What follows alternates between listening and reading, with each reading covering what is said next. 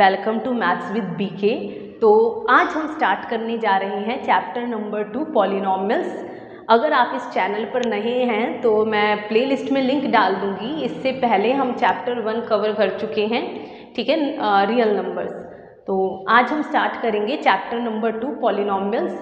और आज हम इंट्रोडक्शन में समझेंगे कि बेसिकली इस चैप्टर की मेन थीम क्या है, या जो हम पहला क्वेश्चन करेंगे दैट इज एक्सरसाइज 2.1 में एक ही क्वेश्चन है, वो किस कॉन्सेप्ट पर बेस्ड है। तो आज अच्छे से उसे समझ डालेंगे। आपने क्लास 9th में क्या पढ़ा था? आपने ये पढ़ा था कि पॉलिनॉमियल्स होते क्या हैं। पॉलिनॉमियल्स को आपने पढ़ा था हम दो बेसिस पे डिवाइड करते हैं, एक टर्म्स के बेस पर, एक डिग्री के टर्म्स के बेस पर। 3 तरह से एनसीईआरटी में बताए थे होते हैं, उन्हें मोनोमियल कहते हैं। जिनमें 2 टर्म्स होते हैं उन्हें बाइनोमियल कहते हैं, और जिनमें 3 टर्म्स होती हैं उन्हें ट्राइनोमियल कहते हैं। वही डिग्री के बेस पे हमने समझा था, एनसीईआरटी में 3 तरह के पॉलिनॉमियल्स के बारे में बताया गया था। जिसकी डिग्री 1 होती है वो होता है लीनियर पॉलिनॉमियल, जिसकी डिग्री 2 होती है उसे हम क्वाड्रेटिक पॉलिनॉमियल कहते हैं, और जिसकी डिग्री 3 होती है उसे हम क्यूबिक पॉलिनॉमियल कहते हैं। अब आज हम जो एक्सरसाइज 2.1 है उसका मेन थीम समझने वाले हैं कि बेसिकली वो किस पर बेस्ड है।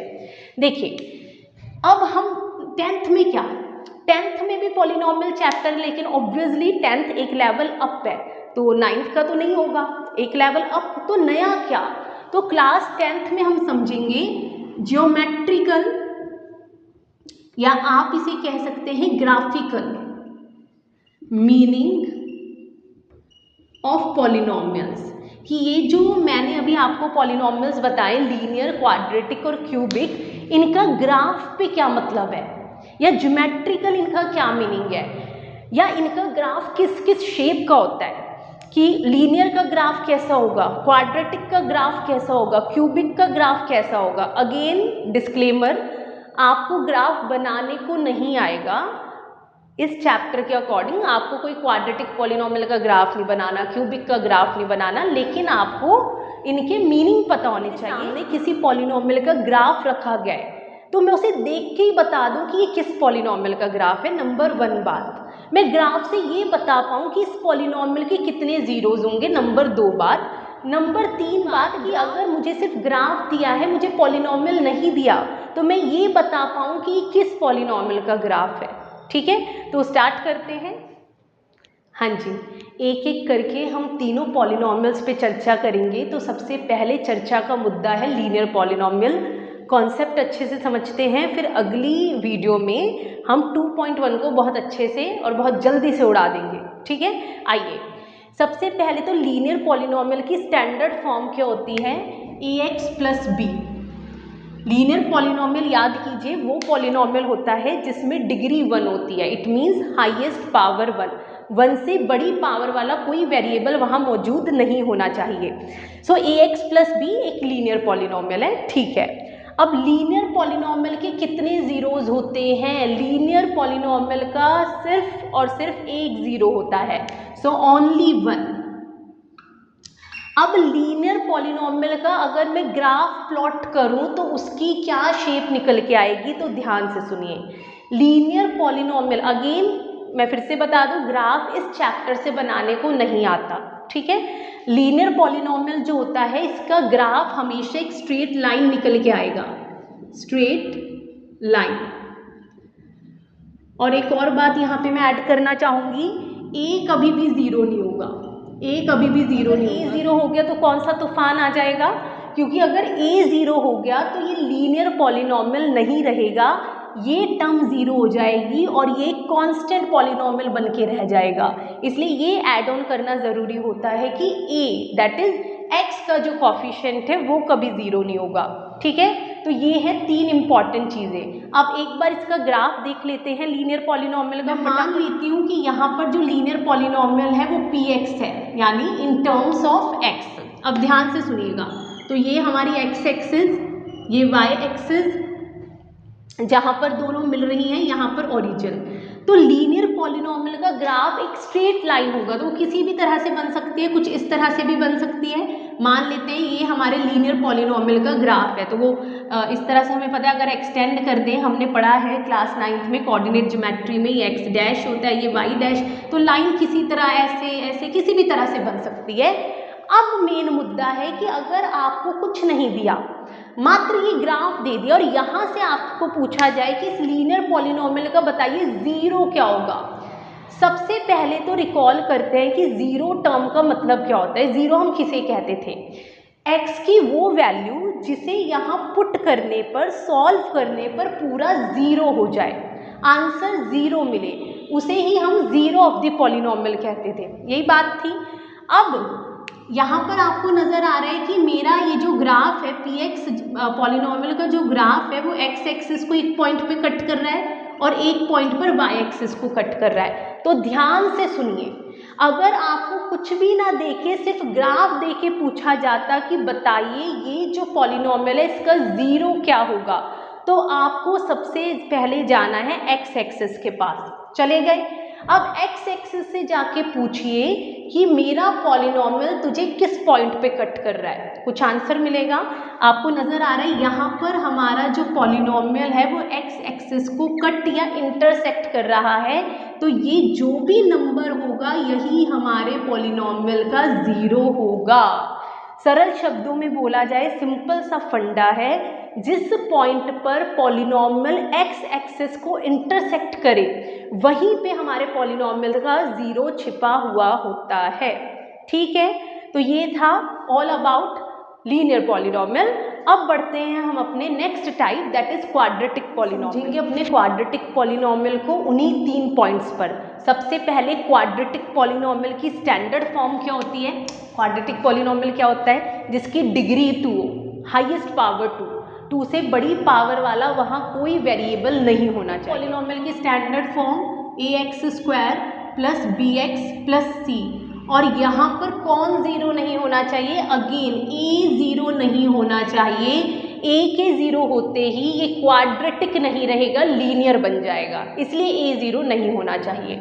अब नंबर ऑफ जीरोस ध्यान से सुनिए, लीनियर पॉलिनोमियल में एक जीरो होता है मात्र, लेकिन क्वाड्रेटिक पॉलिनोमियल की क्योंकि डिग्री 2 है, तो आप सोचेंगे यहाँ पर 2 जीरोज होंगे, बट 2 के साथ ये 2 शब्द लगाना मत भूलिएगा, एटमोस्ट 2 जीरोज। अब इन शब्दों की भी अपनी इंपॉर्टेंस है, अपना महत्व है, जो अभी हम डायग्राम से समझेंगे। देखिए, पहले तो एटमोस्ट वर्ड का मतलब क्या होता है, ज़्यादा से ज़्यादा। 2 से ज़्यादा जीरोज नहीं होंगे ये श्योर है, बट 2 से कम हो सकते हैं। वो कैसे, वो मैं अभी समझाऊंगी आपको। ठीक है, अब आ जाइए शेप। क्वाड्रेटिक पॉलिनोमियल की जो शेप है उसे एक स्पेशल नाम दिया गया है और उस शेप को बोला जाता है पैराबोला। अब पैराबोला कैसी शेप है, पैराबोला यू शेप होती है, यू शेप। अब वो कैसे, अगेन डायग्राम से समझते हैं।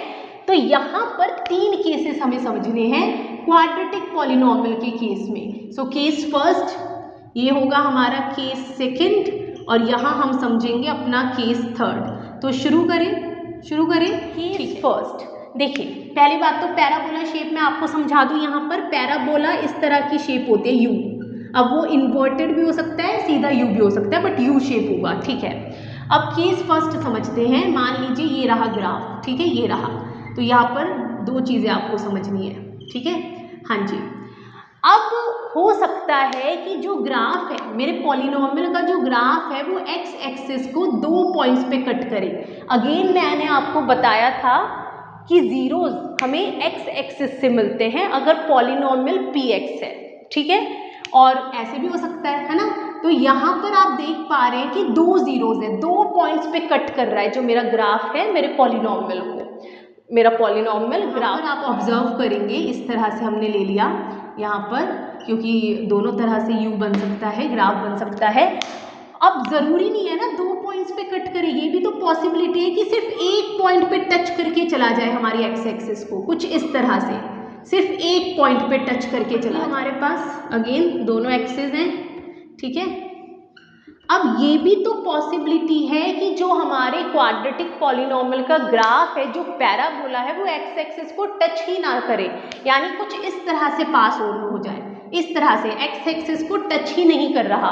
तो इसलिए ये 3 केस जनरेट होते हैं और यहाँ से आपको समझ आएगा इस वर्ड का मतलब इसी से ये बहुत खूबसूरती से इस शब्द को समझा रहे हैं। कैसे, देखिए, हो सकता है कि हमारा जो क्वाड्रेटिक पॉलिनोमियल है उसके 2 डिस्टिंक्ट जीरोज आए, जैसा कि आप ग्राफ में देख पा रहे हैं। यहाँ पर दो पॉइंट्स पे हमारा ग्राफ एक्स एक्सिस को कट कर रहा है। इट मीन्स ये दोनों जीरोज ऑफ द पॉलिनोमियल हैं।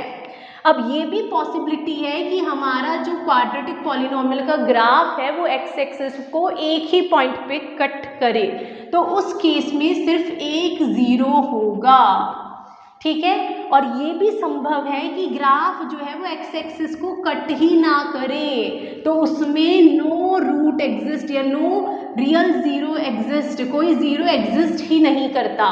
तो एटमोस्ट का यही मतलब होता है कि ज़्यादा से ज़्यादा 3 जीरो, ज़्यादा से ज़्यादा 2 जीरोज हो सकते हैं, 2 से ज़्यादा क्यूबिक पॉलिनोमियल पर इन्हीं 3 बिंदुओं पर। इसके बाद अगली वीडियो में हम 2.1 को उड़ाने वाले हैं, ठीक है। शुरू करें तो स्टैंडर्ड फॉर्म क्या होगी, अगेन क्यूबिक पॉलिनोमियल बोले तो डिग्री 3 पॉलिनोमियल, 3 से बड़ी डिग्री वाला कोई वेरिएबल नहीं होगा और 3 वाला होना चाहिए।